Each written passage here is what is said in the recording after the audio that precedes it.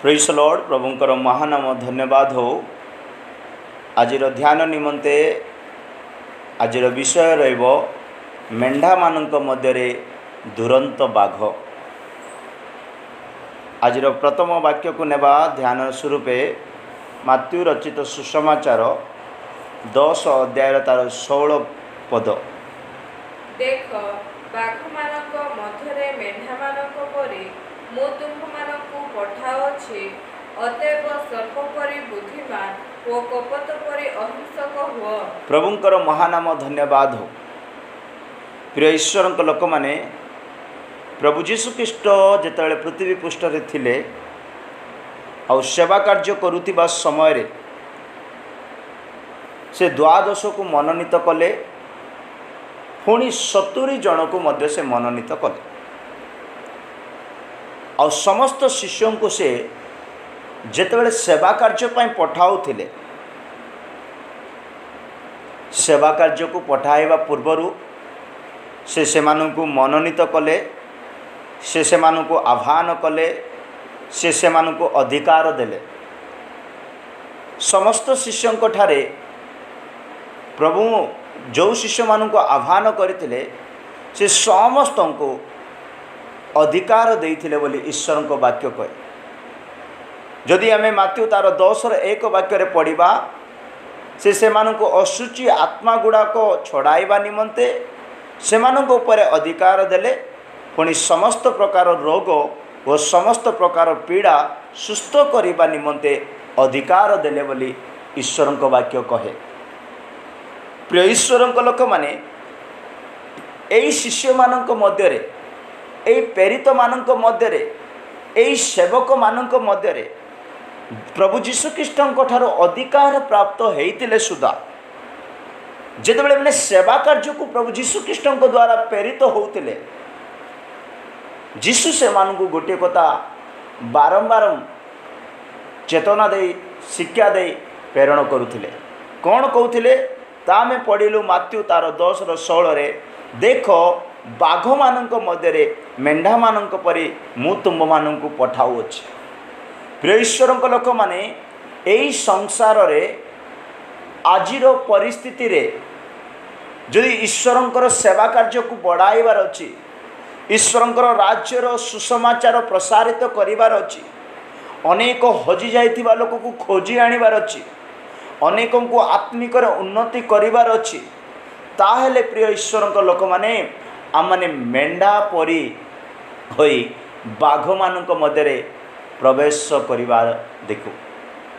किंतु मेंढा तो गोटे उत्तम आ गोटे भल पशु, किंतु एई मेंढा भेषरे जदि बाघ आसी जाए ता समस्त को ग्रास करिवो। प्रभु जीशु ख्रीष्ट चेतनार सहित शिष्य मानक कहउथिले, देखो बाघ मानक मध्य मेंढा मानक परी मु तुम मानक पठाउछि।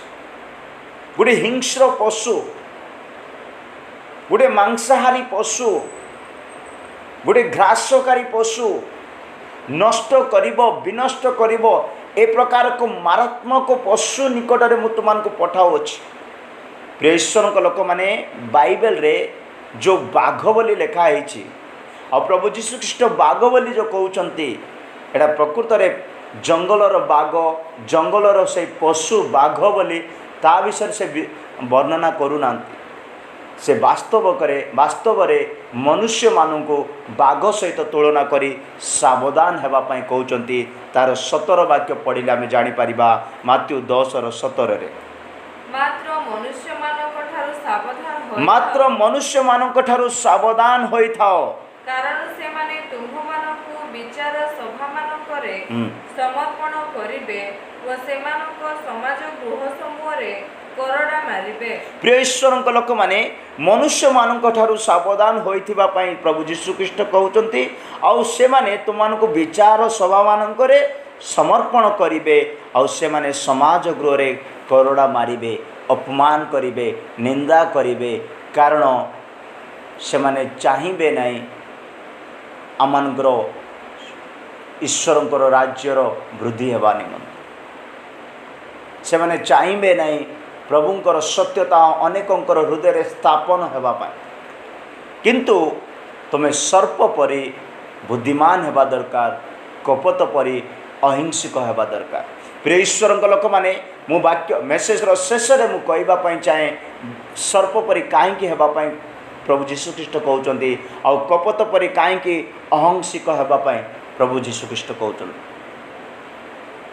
से केवल द्वादश शिष्य को जे से प्रकार अधिकार देले ता नुहे। प्रिय लोक मैंने जदि लुक रचित सुसमाचार 10:3 वाक्य जदि पढ़ा, लुक रचित सुसमाचार 10:3 वाक्य जदि पढ़ा सेटारे से कहते हाँ पढ़ा तुम्भे माने जाओ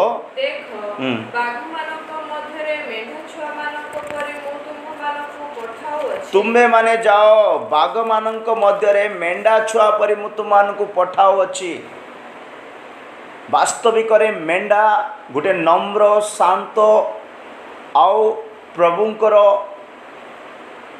लोक मान सहित तुलना करा जायछि, मंडली सहित तुलना करा जायछि, ईश्वर परायणता सहित तुलना करा जायछि। प्रिय ईश्वर लोक माने जदि आमे मेंढा परि अछु आमठारे नम्रतार स्वभाव, आमठारे धीनतार स्वभाव, कारण ईश्वर वाक्य जिसायर लेखा अच्छी से बद स्थान को निया जाइथिबा मेष तुल्य थिले। प्रिय ईश्वर लोक माने अनेक आमको विचार सभा मानकर ठिया करिवे, अनेक विचार पति मानक ठारे समर्पित करिवे, आमानंकु बाघ मानकर सम्मुख रे रही सेवा करने को हब। किंतु मु कहबा पई चाहे एई बाघ मानक प्रति सावधान हेबा दरकार आ बाघ मानकु चिन्हिबा दरकार। वास्तविक रे ओडिया बाइबल रे बाघ बोली लेखा अछि। मु जेते वाक्य देवी समस्त रे बाघ लेखा आइथिबो, किंतु इंग्लिश और हिंदी बाइबल रे जदि पढ़िबा हिंदी रे भेड़ियो बोल के लेखा अछि। भेड़ियो वुल्स बोली कहबे इंग्लिश रे। आउ जदि तार डेफिनेशन को आमे जदि इंग्लिश और हिंदी बाइबल जदि पढ़िबा बाघ सहित तुलना करि परिबा नै। किंतु मु जेतले ओडिया प्रचार करिया पई चेष्टा कली तो एटारे बाघ लेखा है। मु चेष्टा कली बाघ विषय ही वाक्य खोजिबा भल रहिबो। प्रिय ईश्वर लोक माने से जा हो गोटे बाघ गोटे हिंस्र पशु अटे, मांसाहारी पशु अटे, विनाश करिवार नष्ट करिवार पशु अटे। प्रिय ईश्वर लोक माने मु आपन को बाइबल मध्यरु 4 गोटी बाघ प्रति सावधान विषय कहि। क्यों प्रकार बाघ माने आमनकर मंडली को आसंती, आमनकर परिवार को आसंती, आमनकर जीवन को आसंती, आमनकर जीवन रे आमनकर मंडली रे आमनकर परिवार रे गोटे ग्रास करी चली जाती, गोटे नष्ट करी चली जाती। प्रिय ईश्वर लोक माने जदि आमे सर्प परि बुद्धिमान थिबा, कपट परि अहिंसक थिबा, सेते बेले ए प्रकार बाघ मानक आमे चिन्हि पारिबा।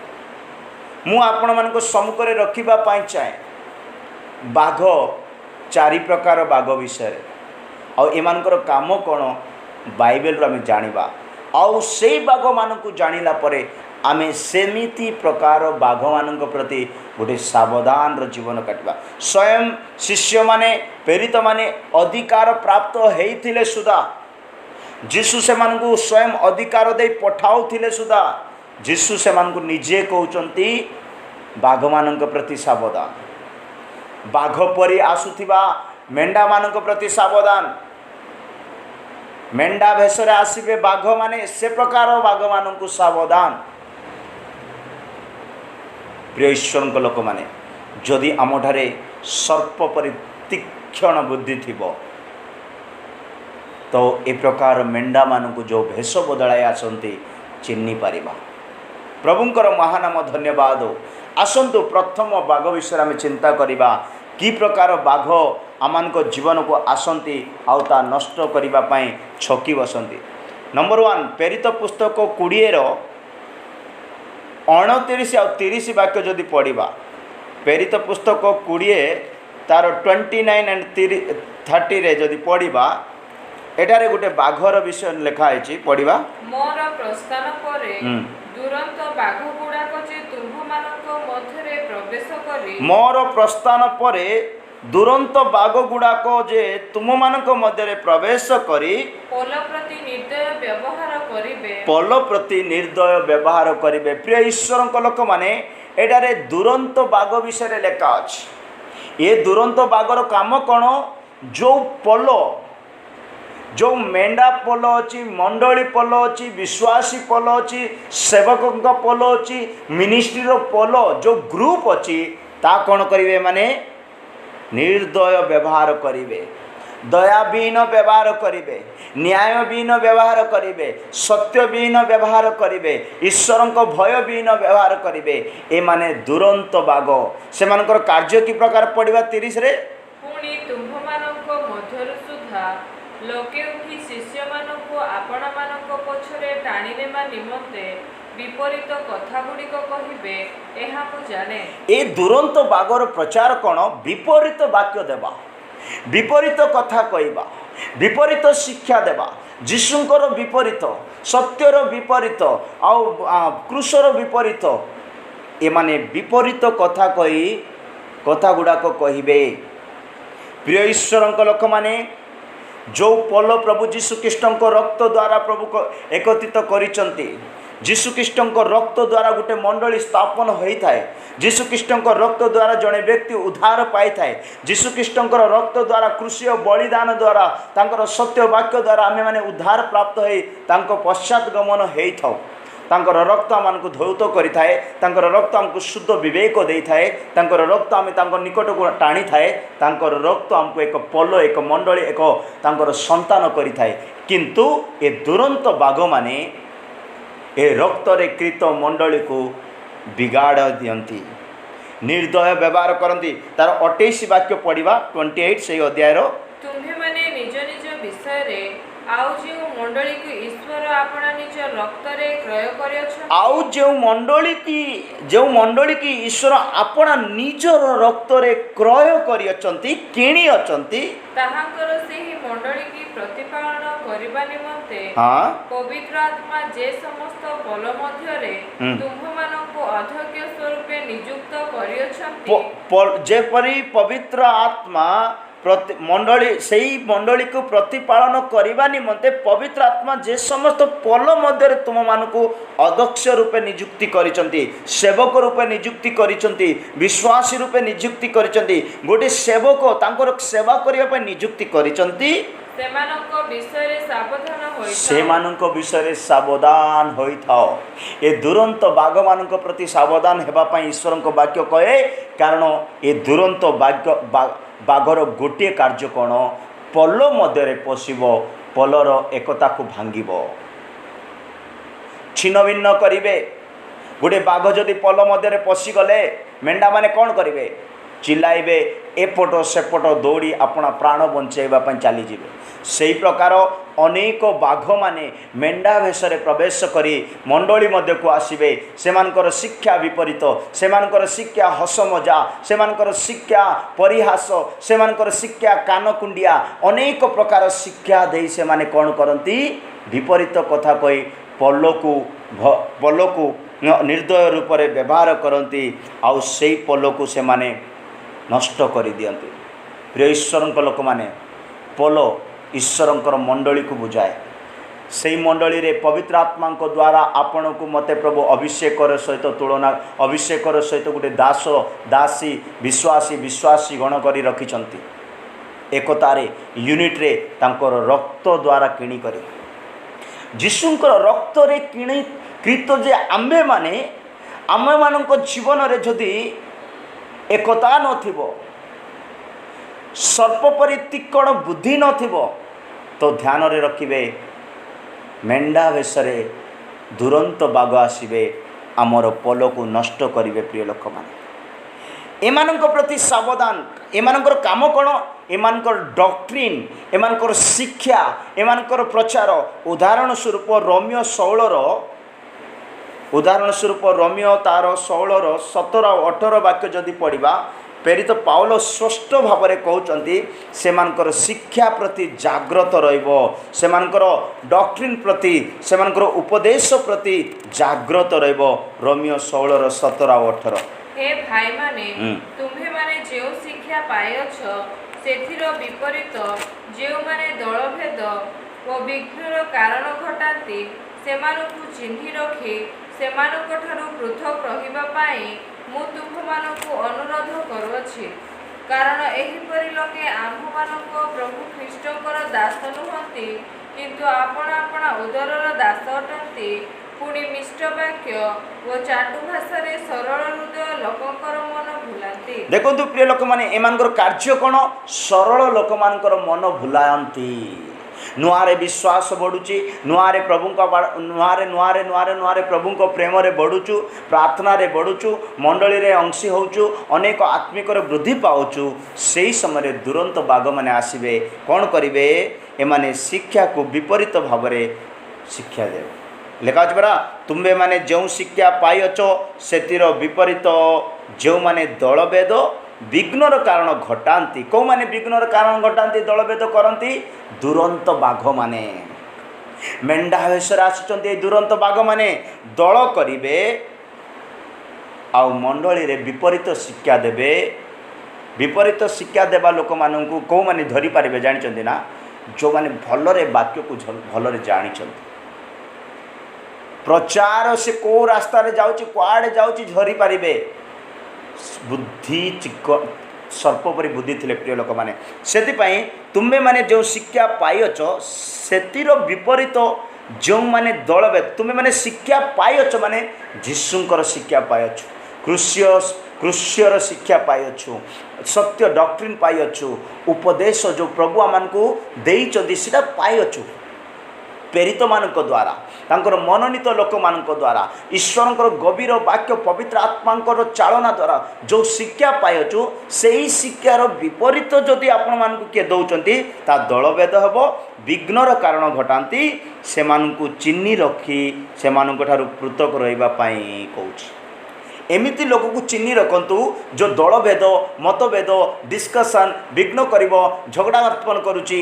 ତାହାକୁ ଚିହ୍ନି ରଖ ଆଉ ତାଠୁ ଦୂରରେ ରହିବା ପାଇଁ ମୁଁ ଅନୁରୋଧ କରୁଛି। ମୁଁ ସେମାନଙ୍କୁ ଅନୁରୋଧ କରୁଅଛି ସେମାନଙ୍କ ଠାରୁ ପୃଥକ ରହିବା ପାଇଁ। ବାଇବେଲ କହେ ଯଦି ଖ୍ରୀଷ୍ଟିଆନ ଲୋକ ମଧ୍ୟ ନା ପ୍ରଭୁଙ୍କର ଦାସ ସେବକ ମଧ୍ୟ ହେଇଥାଇପାରେ, ବିଶ୍ୱାସୀ ମଧ୍ୟ ହେଇଥାଇପାରେ, କିନ୍ତୁ ବାକ୍ୟକୁ ବିପରୀତ ଭାବରେ ସେ ମିନିଂ ଦେଉଛି, ବିପରୀତ ଶିକ୍ଷା ଦେଉଛି, ତାକୁ ଚିହ୍ନି ରଖିବ ନମ୍ବର 1, ତାଠୁ ଦୂରରେ ରହିବ ନମ୍ବର 2। ଈଶ୍ୱରଙ୍କ ବାକ୍ୟ କହେ। ଏମାନଙ୍କର କାର୍ଯ୍ୟ କ'ଣ? ଏମାନେ କ'ଣ କରନ୍ତି? କାରଣ ଏପରି ଲୋକେ ଆମମାନଙ୍କ ପ୍ରଭୁ ଖ୍ରୀଷ୍ଟଙ୍କର ଦାସ ନୁହନ୍ତି କିନ୍ତୁ ଆପଣା ଆପଣା ପେଟର ଦାସ, ଉଦରର ଦାସ। ପେଟ ପାଇଁ ନାଟ ବୋଲିବେ, ପେଟ ପାଇଁ ଶିକ୍ଷା ବୋଲିବେ।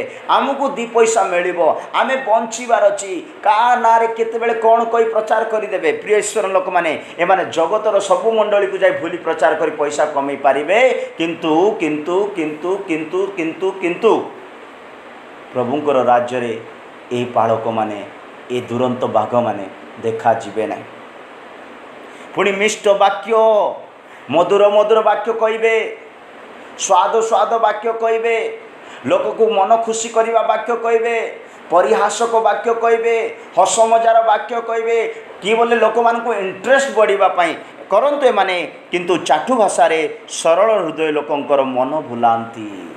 ଯାହାକୁ ମିଷ୍ଟ ବାକ୍ୟ ଦେଇ ତୁମେ ଖୁସି କରି ତ ପଳେଇବ ନା, ତା ଜୀବନରେ ସିରିୟସନେସ୍ ଜାଣିବ ନାହିଁ, ପ୍ରଭୁଙ୍କର ବଳିଦାନକୁ ଜାଣିବ ନାହିଁ, ପ୍ରଭୁଙ୍କର ରକ୍ତର ବଳିଦାନକୁ ଜାଣିବ ନାହିଁ, କୃଷ୍ୟ ବଳିଦାନକୁ ଜାଣିବ ନାହିଁ। ପ୍ରିୟ ଲୋକମାନେ, ଏ ପ୍ରକାର ଦୁରନ୍ତ ବାଘଠାରୁ ଆମେମାନେ ପୃଥକ ରହିବା ଦରକାର। ସେଥିପାଇଁ ପରା ପାଉଲ କହୁଛନ୍ତି, ଉଦାହରଣ ସ୍ୱରୂପ ଯଦି ମୁଁ ଆପଣମାନଙ୍କୁ କହିବି, ଉଦାହରଣ ସ୍ୱରୂପ 2 ଥେସଲୋନିକ 3:14-15 ବାକ୍ୟରେ ପବିତ୍ର ଶାସ୍ତ୍ରରେ ଆମ ପତ୍ରିକାରେ ଯେଉଁ ବିଷୟ ଲେଖା ହୋଇଛି, ଯେଉଁମାନେ ଯଦି ତାହା ଶୁଣିବେ ନାହିଁ, ଗ୍ରହଣ କରିବେ ନାହିଁ, ଏ ପ୍ରକାର ଲୋକକୁ ଚିହ୍ନି ରଖ ଆଉ ସେ ତାଠାରୁ ଦୂରକୁ ଚାଲିଯାଅ। ଆଉ ଯେବେ କି ଏହି ପତ୍ରରେ ଲିଖିତ ଆମ୍ଭମାନଙ୍କ କଥା ନ ମାନେ ତେବେ ସେହି ଲୋକକୁ ଚିହ୍ନି ରଖ। ଆମମାନଙ୍କ କଥା ଯିଏ ନ ମାନିବ, ଆମମାନଙ୍କର ପତ୍ରରେ ଲେଖା ହେଇଥିବା, ପବିତ୍ର ଶାସ୍ତ୍ରରେ ଲେଖା ହେଇଥିବା ବିଷୟକୁ ଯିଏ ଗ୍ରହଣ କରିବ ନାହିଁ, ସେ ଲୋକକୁ ଚିହ୍ନି ରଖ। ପୁଣି ସେ ଯେପରି ଲଜ୍ଜିତ ହୁଏ, ଏଥି ନିମନ୍ତେ ତାହା ସହିତ ସମ୍ବନ୍ଧ ରଖ ନାହିଁ। ବାସ୍ ସରିଲା କଥା। ତା ସହିତ ସମ୍ପର୍କ ରଖିବାକୁ ନାହିଁ, କାରଣ ଇଏ ଦଳଭେଦ କ୍ରିଏଟ୍ କରିବ, ଇଏ ମତଭେଦ କ୍ରିଏଟ୍ କରିବ, ଇଏ ବିଘ୍ନ କରିବ, ଭଗ୍ନ କରିବ, ପୋଲକୁ ଭଗ୍ନ କରିଦେବ, ପୋଲର ମେଷମାନଙ୍କୁ ତିତର ବିତର କରିଦେବ, ଛିନ୍ନ ଭିନ୍ନ କରିଦେବ। ପ୍ରିୟ ଲୋକମାନେ, ଆପଣଙ୍କର ମଣ୍ଡଳୀ ଯଦି ଏକତାରେ ବଢ଼ୁଛି, ଆପଣଙ୍କର ମଣ୍ଡଳୀ ଯଦି ଆତ୍ମିକରେ ବଢ଼ୁଅଛି, ଆପଣଙ୍କର ମଣ୍ଡଳୀ ଯଦି ସତ୍ୟ ବାକ୍ୟରେ ବୃଦ୍ଧି ପାଉଅଛି, ତାହେଲେ ଆପଣ ଉତ୍ତମ ଭାବରେ ପ୍ରତିପାଳନ କରି ଚାଲୁଛନ୍ତି। କିନ୍ତୁ ଏହି ଉତ୍ତମ ପୋଲକୁ ଯଦି ବିନଷ୍ଟ କରିଦେଉଛନ୍ତି, ତାହେଲେ କୌଣସି ପ୍ରକାର ଗୋଟେ ମେଣ୍ଢା ବେଶରେ ଆସିଛି ଦୁରନ୍ତ ବାଘ ସେ ମଣ୍ଡଳୀର ଏକତାକୁ ଖାଇଦେଉଛି। ପ୍ରିୟ ଈଶ୍ୱରଙ୍କ ଲୋକମାନେ, ଏ ପ୍ରକାର ଶିକ୍ଷା ଠାରୁ ଜାଗ୍ରତ ରହିବା ପାଇଁ ପାଉଲ କହୁଛନ୍ତି, ଏ ପ୍ରକାର ଲୋକମାନଙ୍କ ଠାରୁ ଜାଗ୍ରତ ରହିବା ପାଇଁ କହୁଛନ୍ତି। ଉଦାହରଣ ସ୍ୱରୂପ ଯଦି ଆମେ କଲୋସ୍ୟ 2:8 ବାକ୍ୟ ଯଦି ପଢ଼ିବା, କହୁଛନ୍ତି ପରା, ସାବଧାନ, କାଳେ କେହି ଖ୍ରୀଷ୍ଟଙ୍କ ଶିକ୍ଷାର ଅସଙ୍ଗତ ମନୁଷ୍ୟର ପରମ୍ପରାଗତ ଓ ଜଗତର ପ୍ରାଥମିକ ଶିକ୍ଷା ଅନୁଯାୟୀ ଦର୍ଶନ ବିଦ୍ୟା ନିରର୍ଥକ ପ୍ରତାରଣତା ଦ୍ୱାରା ତୁମମାନଙ୍କୁ ବନ୍ଦୀ କରିନିଏ। ବନ୍ଦୀ କରି ନେଇଯାଏ ଲୋକ। ଏ ଦୁରନ୍ତ ବାଘ କ'ଣ କରେ? ବାନ୍ଧି ନେଇଯିବ ତାର କଥାରେ, ତାର ମିଷ୍ଟ ପ୍ରଚାରରେ, ଲୋକକୁ ଆଟ୍ରାକ୍ସନ୍ କରିଦେଲା, ମାନେ ଆପଣଙ୍କୁ ବାନ୍ଧିଦେଲା। ସେ କ'ଣ କରିବ? ବାନ୍ଧି ନେଲା ପରେ ସେ ବାନ୍ଧି ନେଲା ପରେ ନିରର୍ଥକ ପ୍ରତାରଣତା, ଯେଉଁଠି ଅର୍ଥ ନଥିବ, ଯେଉଁଠି ସତ୍ୟତା ନଥିବ, ଯେଉଁଠି କୌଣସି ଦର୍ଶନ ନଥିବ, ଏ ପ୍ରକାର ପରିସ୍ଥିତିରେ ତାକୁ ନେଇ ଛାଡ଼ିଦେବେ।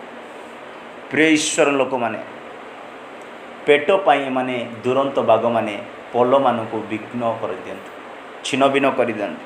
ସେଥିପାଇଁ ପ୍ରଥମ ତିମୋଥୀ 6:5 ବାକ୍ୟ ଲେଖା ଅଛି ପରା, ଅନେକ ସେବକମାନେ, ଅନେକ ଲୋକମାନେ ଈଶ୍ୱରଙ୍କୁ ଆତ୍ମିକକୁ ପେଟ ପାଇଁ ବୋଲି, ପେଟର ଲାଭ ପାଇଁ, ଏମିତି କ'ଣ ଗୋଟେ ବାକ୍ୟ ଅଛି, ପ୍ରଥମ ତିମୋଥୀ 6:5।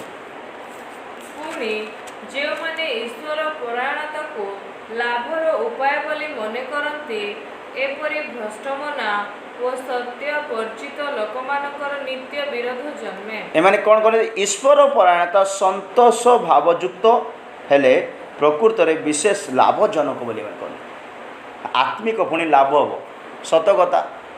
ଅନେକ ଲୋକ ଆତ୍ମାରେ ପରିପୂର୍ଣ୍ଣ ହୋଇକରି କ'ଣ କରୁଛନ୍ତି? ପ୍ରାର୍ଥନା ପାଇଁ ପଇସା ଲାଭ କମାଉଛନ୍ତି। ସୁସ୍ଥ କଲେ ପଇସା ଦରକାର, ଲାଭ। ଏମାନଙ୍କର ଆତ୍ମିକତା ଲାଭଜନକ।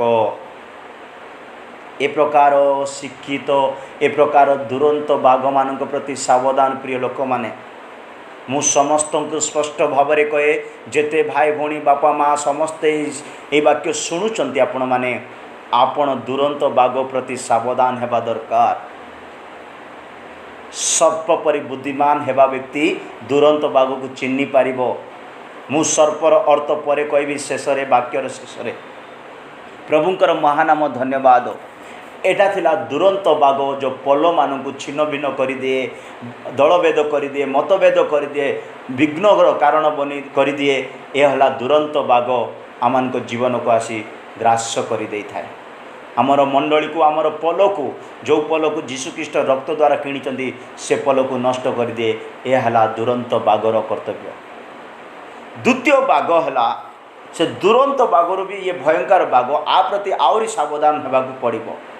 ଏ ବାଘ ପ୍ରତି ଆହୁରି ସାବଧାନ ହେବା ପାଇଁ ପ୍ରଭୁ ଯୀଶୁଖ୍ରୀଷ୍ଟ ନିଜେ କହୁଛନ୍ତି, ମାତ୍ୟୁ ତାର 7:15। ଦ୍ୱିତୀୟ ବିଷୟ, ମାତ୍ୟୁ 7:15।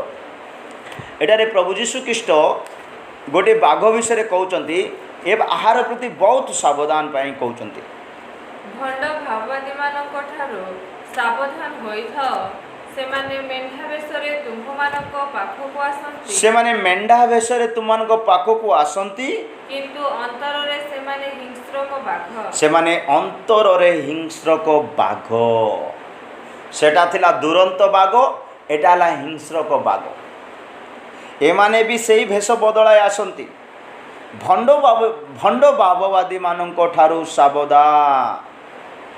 ବାସ୍ତବିକରେ ମୁଁ ଆରମ୍ଭରେ କହିସାରିଛି, ପ୍ରିୟ ଲୋକମାନେ, କୌଣସି ଜଙ୍ଗଲର ବାଘ ବିଷୟରେ ପ୍ରଭୁ ଯୀଶୁଖ୍ରୀଷ୍ଟ ବାଇବେଲରେ ପ୍ରଚାର କରିନାହାନ୍ତି। लोक मानक प्रति सावधान से लोक माने दुरंत बाघ होई आसीबे से लोक माने हिंस्र बाघ होई आसीबे पल मानक नष्ट करिवे। एटारे कोन लेखा आइछि भंड भाववादी मानक ठारु सावधान। एई भंड भाववादी माने कोन करंती से माने मेंढा भेषरे तुम्भ मानक पाखक आसंती किंतु अंतर रे से माने हिंस्रक बाघ भक्त परि आसंती पवित्र आत्मारे परिपूर्ण व्यक्ति परि आसंती ईश्वर वाक्य परिपूर्ण ज्ञान थिला परि आसंती सेमानकर वस्त्र पूरा मेंढा परि थिबो सेमानकर वस्त्र पूरा धीन नम्र स्मार्ट लागुथिबो प्रिय लोक माने किंतु एमानकर अंतकरण कौन बोली कहे अंतकरण एमानकर अहिंस बाघ अहिंसक बाघ हिंसा थिबा स्वभाव क्रोध थिबा स्वभाव जलन थिबा स्वभाव लेकिन जाइछि कौन पाए भविष्यत वाक्य प्रचार करिबा पाए मंडली को पहुँची ये भंड भाववादी भंड विषय शिक्षा देव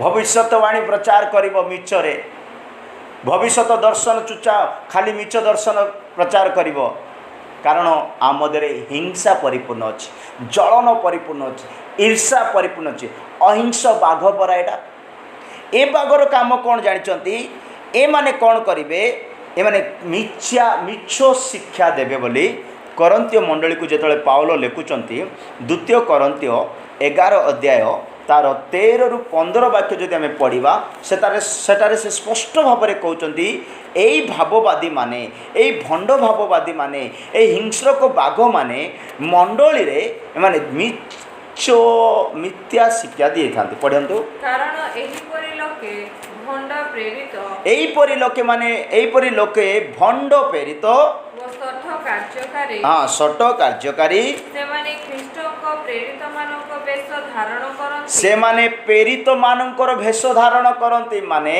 आजिकाली जो मोर फेवरेट प्रचारक मोर फेवरेट वक्ता जो बोली कहउचंती ना सेमिति लोक माने फेवरेट करिबा लोक माने से माने केबे तांकर रूप धरि देबे ख्रीष्टंकर प्रेरित मानकर भेष धारण करिचंती परा माने मु पाउल परि हेबी मु पितर परि हेबी मु जॉन परि हेबी मु अमक परि हेबी बोलिबा लोक माने ये माने जन जन को बाची थिबे मोर फेवरेट प्रचारक से आज्ञार प्रचार सुनले मोर हृदय बदलिबो से फेवरेट किंतु जीशुकर वाक्य आज जाए हृदय परिवर्तन हैनी पवित्र आत्मार वाक्य केबे हृदय परिवर्तन हैनी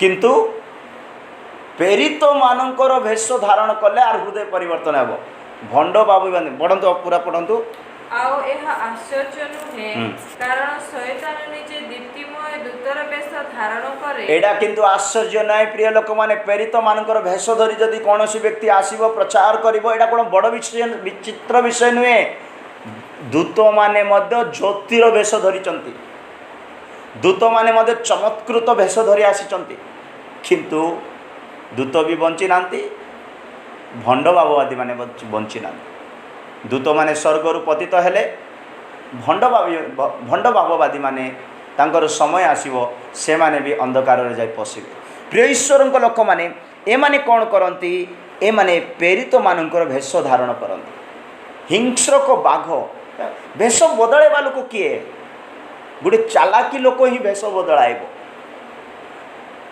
मन भितर क्रोध अच्छी जलन अच्छी ईर्षा अच्छी कपट अच्छी माने बहुत सारे मंद विषय परिपूर्ण हिंसा विषय परिपूर्ण से बाहर को जिते भक्त देखाऊँच नम्र देखाऊँच शांत देखाऊँच आ गोटे से प्रचारक देखाऊँच वाक्य जानिला पर देखाऊँच से साधारण लोक नुह से हिंस्रक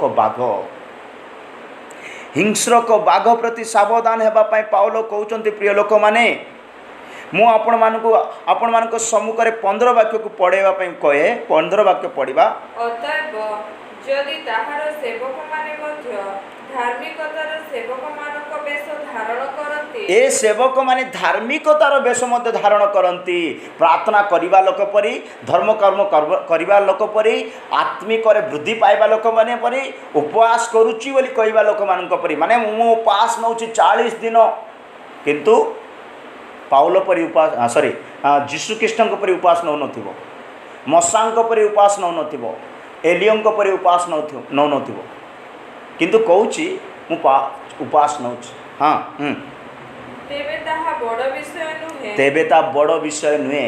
प्रिय ईश्वर लोक मैंने ए बड़ विषय क्या जानते ना, प्रार्थना रे दुर्बल, वाक्य रे दुर्बल, प्रभुंकर प्रेम रे दुर्बल, ए माने टिके भेष धरिबा भेष बांधि आसीथिबा लोक मानकर टिके आत्मिकता देखिदेवे पागल हो जिवे, केते भयंकर प्रार्थना करूछ, किंतु तार भयंकर ये जानिनी, कारण ये वाक्यर अभाव रे अछि, प्रार्थनार अभाव रे अछि, सत्यतार अभाव रे अछि।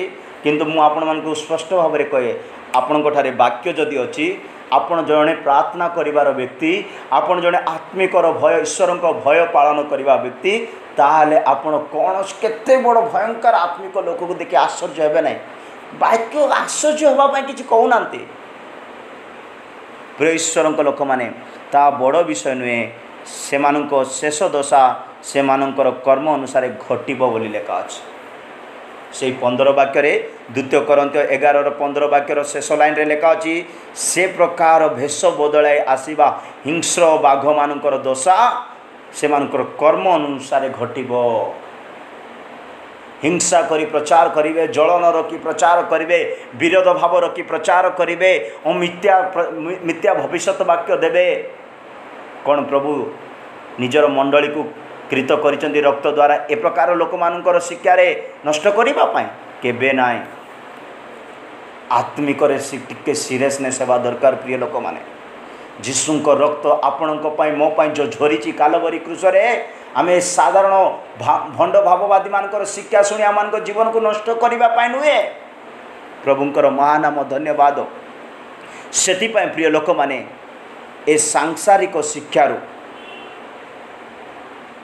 ए भंड भाववादी मानकर शिक्षारू अहिंसिक बाघ मानकर शिक्षारू आमाने सावधान हेबा दरकार। एमानकर काम कौन जानते ना, मिछ कहवा।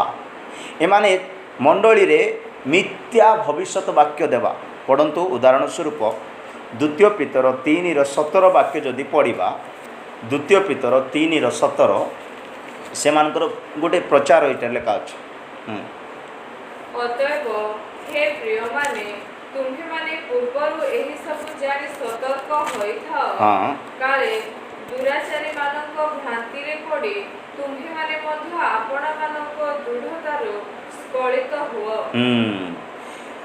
प्रिय अतएव हे प्रिय माने तुम्हें माने पूर्वरु एही सब जानि सतर्क होइथाओ। आज प्रभु ए प्रकार वाक्य दे आमान को सतर्क करूचंती, ए प्रकार वाक्य दे आमान को परिचित करूचंती दुरंत बाघ मानू आउ अहिंस बाघ मानू। ए प्रकार शिक्षा रे आम कौन करथिबा दरकार, सतर्क जीवन काटिबा दरकार। एमाने कौन पाई सतर्क करिबा पाई कहउचंती, काले दुराचारी माने भ्रांति रे पड़िबे आउ तुम्बे माने मध्य आपणा मानक दृढ़तारू संकलित हुओ।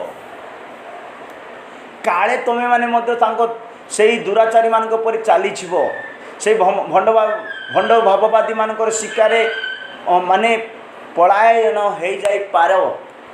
सेतिपाई ए प्रकार भंड भाववादी मानकु जानिबा दरकार। प्रिय लोक मान किंतु प्रभुंकर वाक्य कहे शेष दिन मानकरे ए प्रकार लोक माने आसीबे। आ शेष दिन मानकरे ए प्रकार लोक आसे बोली आपण माने भावंतु नाही।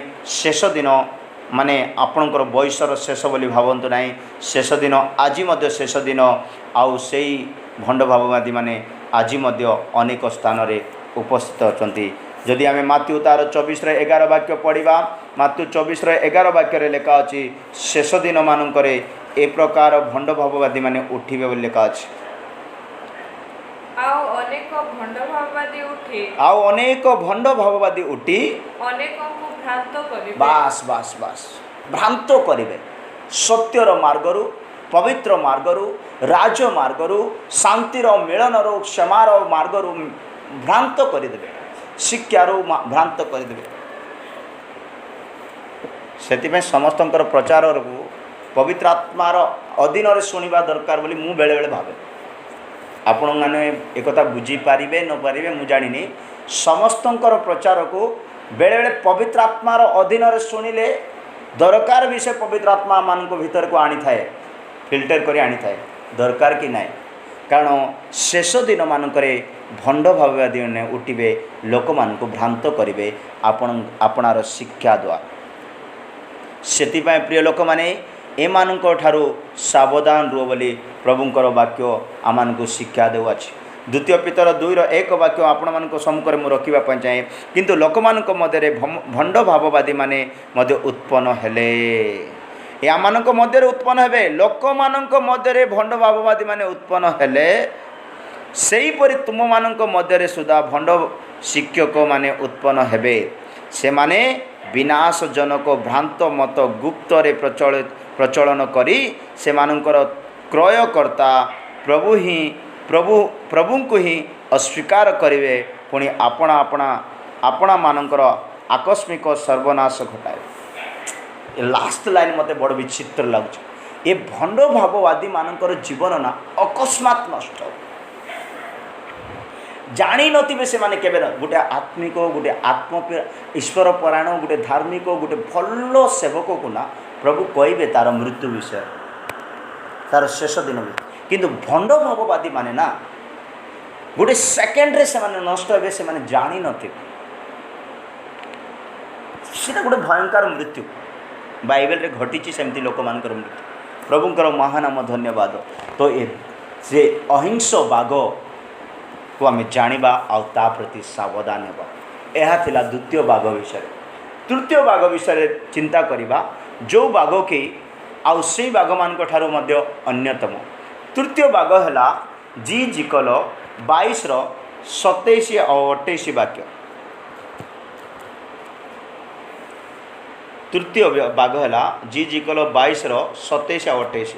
ताहार अधिपति माने अन्याय लाभर चेष्टारे रक्तपात और प्राणी मानकु विनाश करिबा पाई मृगया बिदारिबाकु उत्सुक केंदुआ गण परि तहि मध्यरे अछंती पुणी ताहार भविष्यत वक्ता माने असार दर्शन पाई ओ सदाप्रभु कहि नथिले हे प्रभु सदाप्रभु एही कथा कहि अछंती बोली सेमानक निकटरे मिथ्या मंत्र पाठ करी अमिश्रित मसलारे सेमानक कांथ लेपन करियछंती। प्रिय ईश्वर लोक मैंने एठारे आम जो पढ़ुअछु एटा जो बाघ विषय पढ़ुछु केंदुआ बाघ बोली लेखा अच्छी केंदुआ लेखा अच्छी आम मैंने साधारणतः ओडिया लोक मैंने जापर केंदुआ बाघ बोली लोक मैंने डाकी था कही था से 22:27 वाक्य ए प्रकार लेखा अच्छी तार अधिपति माने अन्याय लाभर चेष्टारे रक्तपात और प्राणी मानक विनाश करिबा पाई मृगाय बिदारिबाकु उत्सुक केंदुआ गण परी तई मध्य अछंती। ये माने कौन करिवे निजर लाभर चेष्टा करिवे आउ रक्तपात प्राणी मानकर विनाश करिवे मंडलीर लोक मानक विश्वासी मानक नाई तो संस्थार सब डिपार्टमेंट को विनाश करेंगे बोली वाक्य। प्रिय ईश्वर लोक मैंने यही केंदुआ बाघ भविष्यत वक्ता मान सहित तुलना करा जायछि। एमाने कौन करती पुणी तार भविष्यत वक्ता माने असार दर्शन नंबर 1 असार दर्शन कथा कहवाई और सदाप्रभु कही नथिले हैं प्रभु सदाप्रभु यही कथा कही बोली से निकट में मिथ्या मंत्र पाठ करी अमिश्रित मसलारे से कांत लेपन करते मिछ दर्शन कथा मिछ प्रचार मिछ शिक्षा मिछ चेतना आज है प्रिय लोक माने मु जानी अच्छी मु जो जगार सेवा करे सेटार जड़े पालक तांको मंडलीर लोक मानू विशेष करी गोटे जिनस तार निज लाभ पाए बोली विश्वासी मानू डराई करी रखी अच्छी। आउ गोटे जगार मु जानी अच्छी शुणा पाइली आ से जगह मु जाइली तार दरकार बोली सी मस्त गोटे अभिनयर कथा कही था आ लोक माने डरी दे दियंती कारण सेवक कहते बोले किंतु लोक माने जानी पारि नांती ये गोटे केंदुआ बाघ ये गोटे मिछ भविष्यत वक्ता अटे। प्रभु जणाइबे तो निश्चित भाव में प्रभु तार अल्प दिन रे ता घटाइबे मते। विश्वास करंतु आपण निजे गोटे प्रार्थना रे जोधा हो जातु ईश्वर ऊपर भरोसा रखंतु ईश्वर आपणकर निकटवर्ती रहिबे आपण मध्य निजे ईश्वर निकटवर्ती रहिबे आउ सही समय ईश्वर आपण सहित कथा हेबे। प्रिय लोक माने सत से भाववादी मान द्वारा से कथा होउथिले आज मध्य हेबे किंतु आपण जदि पवित्र आत्मार अभिषेक पाइचंती स्वयं पवित्र आत्मा आपण सहित कथा हेबे। आपण समर्पण करंतु आपण विश्वास करंतु किंतु आपण स्वप्न दर्शन को मान को विश्वास करेंगे भाववादी मान को विश्वास करेंगे आउ ए मिछुआ भाववादी मान को विश्वास करेंगे ए माने केंदुआ बाग ए माने प्राण को नष्ट करेंगे बोली लिखा होची पूरा 27 वाक्य रे ए माने प्राण अन्यायर लाभ चेष्टा करती रक्तपात वो प्राणी मानकर विनाश करती। विनाश शब्द बिल्कुल भल जिनस नुहे प्रिय लोक माने आपणकर उन्नति को विनाश कर दउछि आपणकर शांति को विनाश कर दउछि आपणकर वास्तविक जीवन को विनाश कर दउछि से मिछ भविष्यत वक्ता प्रचार करने द्वारा। उदाहरण स्वरूप सिपोनियो तार 3:3 वाक्य जदि पढ़ा सिपोनियो 3:3 रे से मिछ भविष्यत वक्ता मान विषय बा से भंड भविष्यत वक्ता मान विषय सिपोनियो 3:3 कौन लिखा अच्छे पढ़ी देखु तार मध्यस्थित अधिपतिगण गर्जनकारी सिंह तार विचारकर्ता गण संध्याकालीन केंदुआ से माने सकाळ बेलू किछि रखती नहीं। सकाळ बेलू सरी जाइथिबो राति रे माने शिकार करथिबो।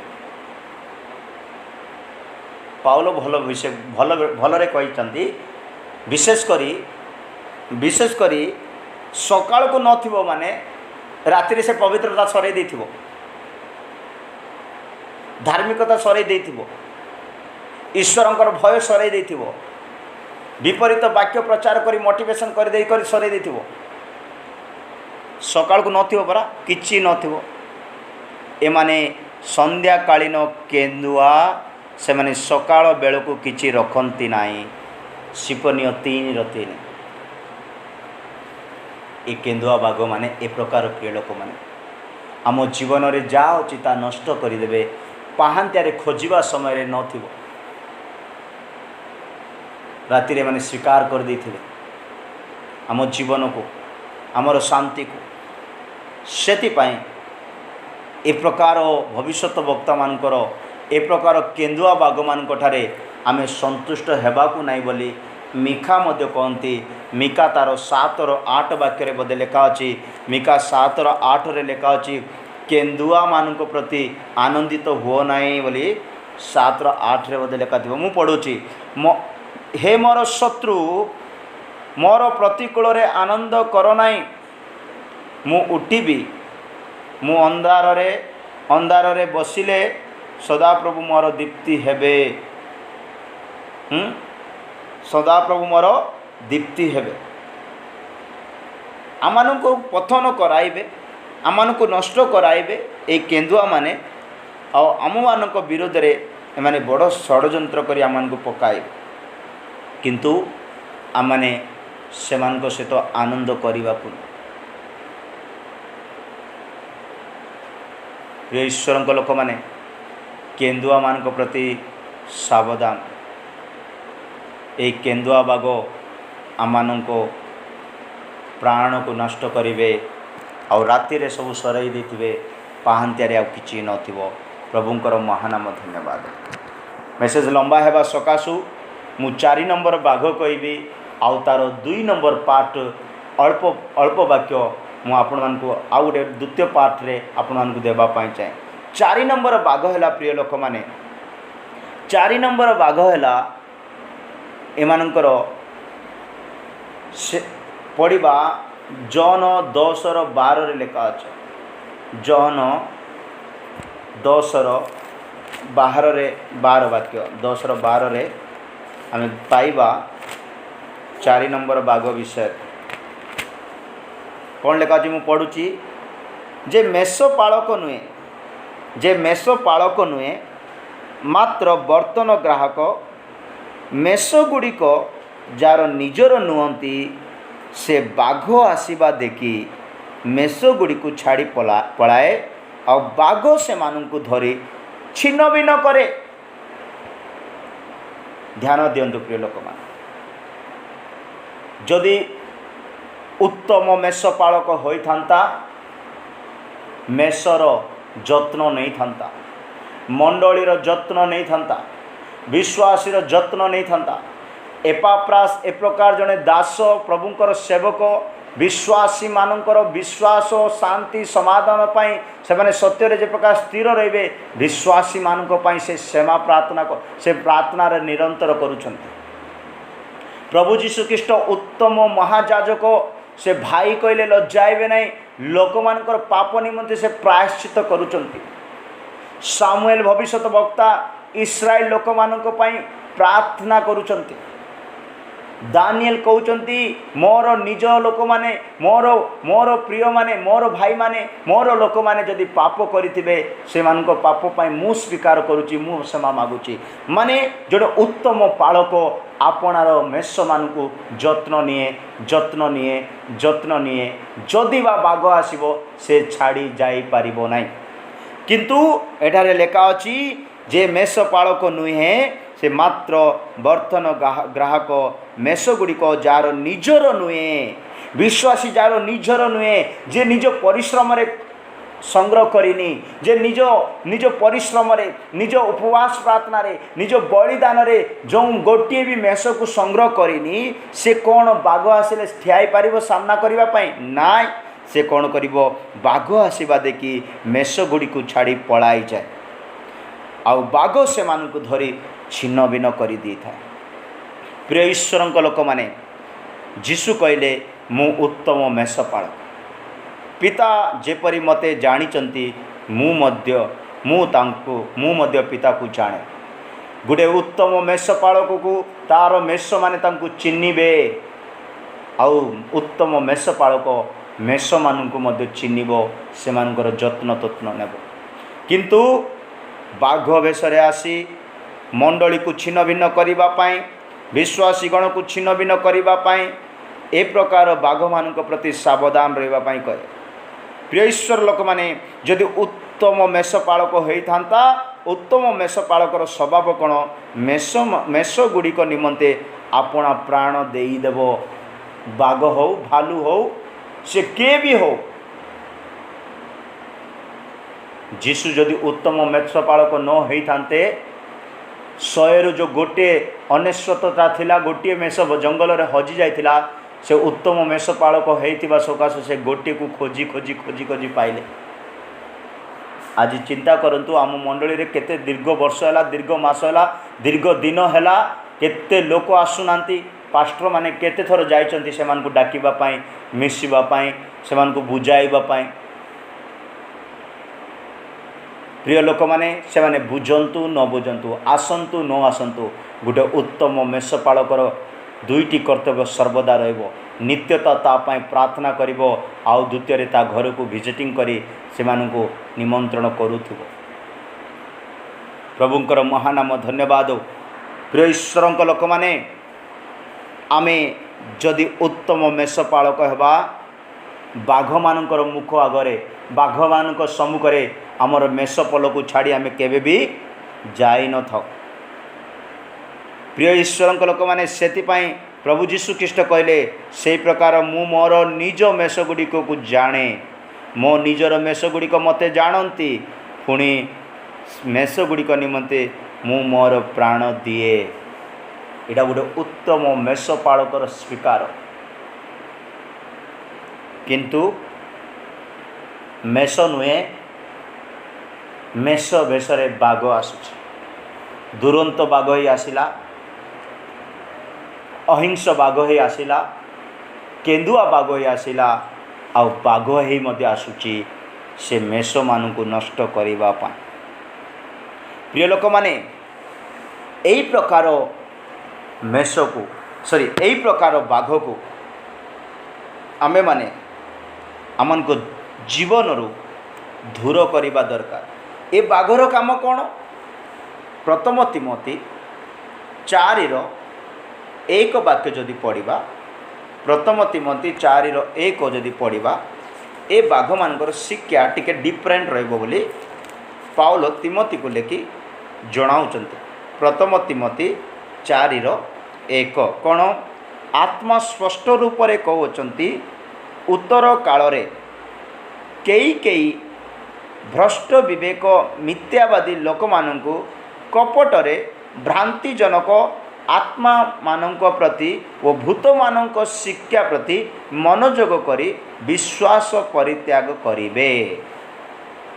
ଭୂତମାନଙ୍କର ଶିକ୍ଷା ଭାଇ, ଏ ବାଘମାନେ ଭୂତମାନଙ୍କର ଶିକ୍ଷା ଦେବେ। ଭ୍ରଷ୍ଟ ବିବେକ ମିଥ୍ୟାବାଦୀ ମାନେ ଏମାନଙ୍କର ବିବେକ ଭ୍ରଷ୍ଟ ହୋଇଯାଇଛି। ଆଉ ଭ୍ରଷ୍ଟ ଶବ୍ଦଟା ନା ମାନେ ଅଶୁଚି ଶବ୍ଦଟା। ସେମାନଙ୍କର ବିବେକ ଅଶୁଚି, ସେମାନଙ୍କର ଚିନ୍ତାଧାରା ଅଶୁଚି, ସେମାନଙ୍କର ଚକ୍ଷୁ ଅଶୁଚି, ସେମାନଙ୍କର ଶବ୍ଦ ଅଶୁଚି। ଡବଲ ମିନିଙ୍ଗସ୍ ଯେଉଁଟା ଆମେ ଶୁଣିବା ପାଇଁ ପାଉଛୁ। କହୁଛନ୍ତି ସତ, କହିବା ଶବ୍ଦ ସରଳ, କିନ୍ତୁ ତାର ମିନିଂ ଭ୍ରଷ୍ଟ ବିବେକ। ମିଥ୍ୟାବାଦୀମାନେ ଆଉ ଏମାନେ କ'ଣ କରନ୍ତି? ଲୋକମାନଙ୍କର ବିଶ୍ୱାସକୁ ପରିତ୍ୟାଗ କରାଇ ଦିଅନ୍ତି। ପ୍ରଭୁଙ୍କ ପ୍ରତି, ବାକ୍ୟ ପ୍ରତି, ଈଶ୍ୱରଙ୍କର ଆତ୍ମା ପ୍ରତି, ଆଗମନ ପ୍ରତି, ପୁନରୁତ୍ଥାନ ପ୍ରତି ଯେଉଁ ସତ୍ୟତା ଅଛି ତାର ବିପରୀତ ଶିକ୍ଷା ଏମାନେ ଦେବେ। ଭୂତମାନଙ୍କର ଶିକ୍ଷା ପରା। ଭୂତମାନଙ୍କୁ କ'ଣ ଶିକ୍ଷା ଅଛି କି? ଯଦି ଭୂତମାନଙ୍କର ଶିକ୍ଷା ଅଛି ତ ଭୂତମାନେ ବିଶ୍ୱାସ କରିଛନ୍ତି କିନ୍ତୁ ପରିତ୍ରାଣ ପାଇନାହାନ୍ତି। ଯଦି ଭୂତମାନଙ୍କର ଶିକ୍ଷା ଶୁଣିବା ଆମେ କ'ଣ ପରିତ୍ରାଣ ପାଇବା? ଚିନ୍ତା କରନ୍ତୁ, ଭୂତମାନଙ୍କର ଶିକ୍ଷାକୁ ଜାଣିବା ପାଇଁ ସର୍ପ ପରି ବିଦ୍ୱାନ ହେବା ଦରକାର। ପ୍ରଭୁଙ୍କର ମହାନାମ ଧନ୍ୟବାଦ ହେଉ। ପ୍ରିୟ ଈଶ୍ୱରଙ୍କ ଲୋକମାନେ, ଏହି ପ୍ରକାର ଶିକ୍ଷା ଦେଇ ପିଲାମାନଙ୍କୁ ମଧ୍ୟ, ବଡ଼ ଲୋକମାନଙ୍କୁ ମଧ୍ୟ, ମଣ୍ଡଳୀର ସମସ୍ତଙ୍କୁ ନଷ୍ଟ ଆଡ଼କୁ ନେଇଯାଆନ୍ତି ବୋଲି ପାଉଲ ବାରମ୍ବାର କରନ୍ତି ମଣ୍ଡଳୀକୁ ପ୍ରଥମ କରନ୍ତୀୟ 14:20 ବାକ୍ୟରେ ସେ କହୁଛନ୍ତି। ପ୍ରଥମ କରନ୍ତୀୟ 14:20 ମୁଁ ଆପଣମାନଙ୍କ ନିମନ୍ତେ ପଢ଼ୁଛି। ହେ ଭାଇମାନେ, ବୁଦ୍ଧିରେ ବାଳକ ପରି ହୁଅ ନାହିଁ, ବରଂ ମନ୍ଦ ବିଷୟରେ ଶିଶୁ ପରି ହୁଅ, କିନ୍ତୁ ବୁଦ୍ଧିରେ ପରିପୂର୍ଣ୍ଣ ବୟସ୍କ ଲୋକ ପରି ହୁଅ। ପ୍ରଭୁଙ୍କର ମହାନାମ ଧନ୍ୟବାଦ।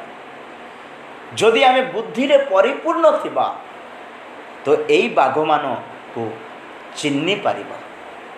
ଯେଉଁ ବାଘ କି ଆମମାନଙ୍କ ଜୀବନକୁ ଗ୍ରାସ କରିବା ପାଇଁ ଆସୁଛି।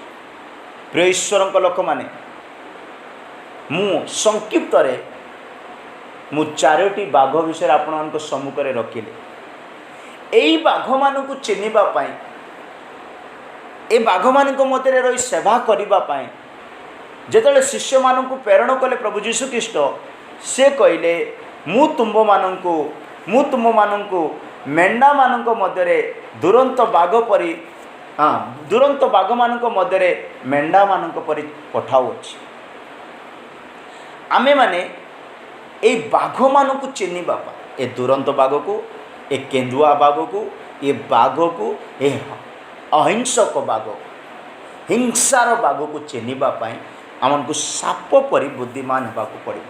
ମୁଁ ସଂକ୍ଷିପ୍ତରେ କହିଦିଏ, ଆଉ ଦ୍ୱିତୀୟ ନମ୍ବର ପାର୍ଟ ବନେଇବା ପାଇଁ ଚାହେଁ ନାହିଁ, ଅଳ୍ପ ସଂକ୍ଷିପ୍ତରେ କହିଦେବା ପାଇଁ ଚାହେଁ। ପ୍ରଭୁଙ୍କ ଲୋକମାନେ ଶୁଣନ୍ତୁ, ଏ ବାଘମାନଙ୍କୁ ଚିହ୍ନିବା ପାଇଁ ଆମମାନେ ପାପକୁ ବାଳକ ପରି ହେବା ଦରକାର, ବୁଦ୍ଧିକୁ ବୟସ୍କ ଲୋକ ପରି ହେବା ଦରକାର, ଯେଉଁଟାକି ପ୍ରଥମ କରନ୍ତୀୟ 14:20 ପଢ଼ିଲି। ସେଥିପାଇଁ ପ୍ରିୟ ଲୋକମାନେ, ରୋମିଓ 16 ବାକ୍ୟରେ ମଧ୍ୟ ପାଉଲ କହନ୍ତି, ରୋମିଓ 16:19 କହନ୍ତି କି ଆମେ ଭଲ ବିଷୟକୁ, ମୁଁ ପଢ଼ି ଦେଉଛି 16:19, ଯେଣୁ ତୁମମାନଙ୍କର ଆଜ୍ଞାବହତା କଥା ସମସ୍ତ ଲୋକଙ୍କ ମଧ୍ୟରେ ବ୍ୟାପି ଯାଇଅଛି, ଅତଏବ ମୁଁ ତୁମମାନଙ୍କ ନିମନ୍ତେ ଆନନ୍ଦ କରୁଅଛି। କିନ୍ତୁ ତୁମେମାନେ ଯେ ପ୍ରକାର ବିଷୟରେ ଜ୍ଞାନୀ ଓ ଅସତ୍ ବିଷୟରେ ଅମାୟିକ ହୁଅ, ଏହା ମୋର ଇଚ୍ଛା। ଶେଷ ବାକ୍ୟ, ତୁମେମାନେ ଯେପରି ସତ୍ ବିଷୟରେ ଜ୍ଞାନୀ ହେବା ଦରକାର। ମାନେ ସତ୍ ବିଷୟରେ ଜ୍ଞାନୀ और असत विषय अमायिक हेबा दरकार।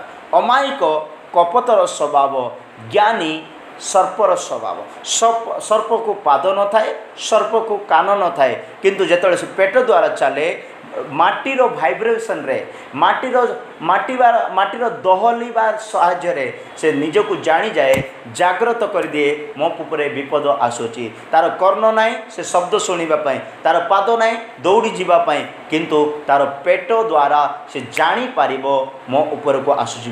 विबुद्धिमान व्यक्ति अल्प विषय जानब आउ से निज जीवन को जागृत करिबो। जदि आमे ज्ञानी बोली मन करूछु प्रिय लोक माने, सत विषय ज्ञानी हेबा दरकार। असत विषय जोटारे सत्य नाई सेटारे अमायिक होई रहिबा, कपट परि रहिबा। प्रभुंकर महानाम धन्यवाद हो। सेतिपय प्रिय लोक माने आपण मानकर निमंते मु शॉर्टली कहबा पय चाहे एफिसियो 5:15-17 आपण माने पढि नेबे। बुद्धिमान परि आचरण करंतु। बुद्धिमान व्यक्ति ईश्वरंकर इच्छा रे बुद्धिमान हेबा दरकार, निज इच्छा रे नुह। कलोसियो 1:9 और 10 पढ़िबे।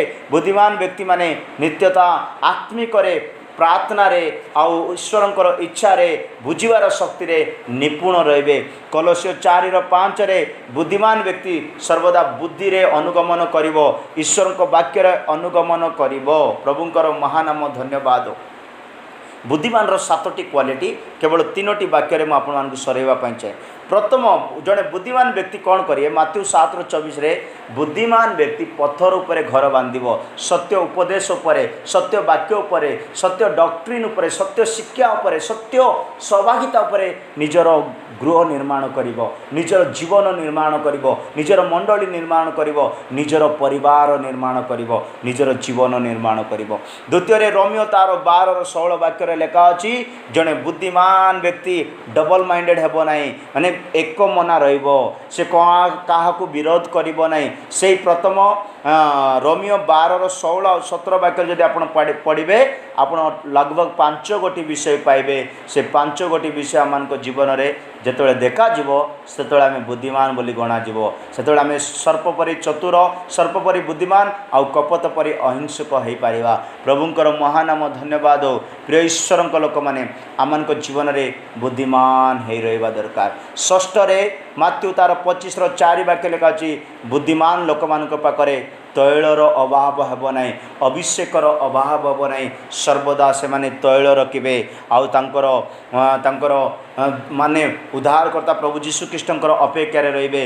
आपन जदि बुद्धिमान व्यक्ति, मुझे जड़े बुद्धिमान व्यक्ति, आम ठारे तेलर अभाव हेबा कथा नुह, अभिषेक अभाव हेबा कथा नुह। कारण जीशु जेतबेले प्रकाशित हेबे, सी बुद्धिमान लोक मानू, अभिषिक्त लोक मानू उठाइबे। शेष विषय प्रिय लोक मैंने माथ्यू 24:44 वाक्य लेखा अच्छी, बुद्धिमान व्यक्ति सर्वदा प्रस्तुत थिबो जीशुंकर आगमन पाई। माथ्यू 24:44 वाक्य निश्चित भाव में पढ़े।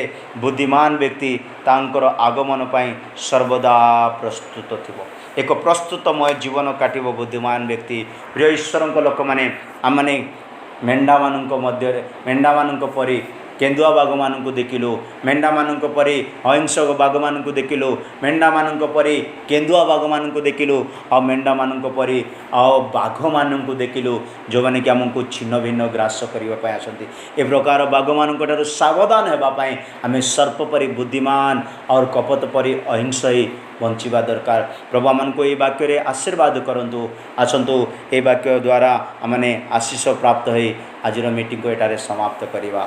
Praise the Lord. प्रभुंकर महानाम धन्यवाद।